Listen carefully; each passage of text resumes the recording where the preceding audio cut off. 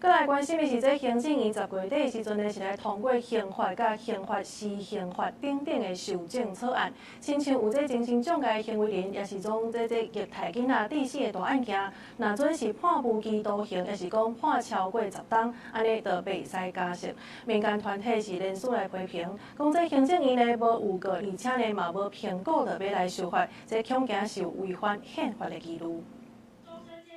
反对终身监禁，反对修恶。兵团化考和反对今年10月底行政院公告的刑法、施行法等等的相关修正草案，亲像有精神障碍行为人，也是虐待囡仔致死等等的重大案件，若是犯判无期徒刑，也是有期徒刑超过10年的，就禁止假释终身监禁。民间团体批评这有违反宪法、国际人权法的记录，也会增加监察管理的困难。在2006年的时候，已经提高到25年，就无期徒刑已经提高到25年才能够假释。所以你是要承认你以前那样的政策是错误的，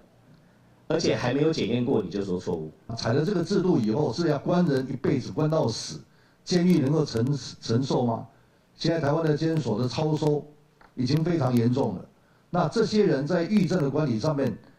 有做任何的准备跟配套吗？完全没有说明。兵团强调，在法律上假释不是无罪释放，若是有符合申请假释的条件，嘛无一定就通假释。兵团认为，应当把资源优先放在咧加强社会安全网，防止犯罪，不是等到人犯罪再来严格处罚。会有行政院退回提案。如果他对于未来已经没有任何盼望这件事情，会非常的容易导致他们在心理机制上面，不管就是自暴自弃，或者是决定就是反正我一定要做就要做到最没有底线的事情。行政院应该要立刻的撤回这一次终身监禁不得假释修法的相关提案。兵团指出，针对这届反对修法的人数有超过100位学者参与，嘛有基层的监所人员、管护人、法警等等。修法提案已经引起基层矫正人员的惊吓。兵团嘛呼吁立法院停止立法的停事，针对影响人权的政策，嘛就要做实证研究和影响评估，公开透明收集意见。记者卢尚郑俊佑台北报道。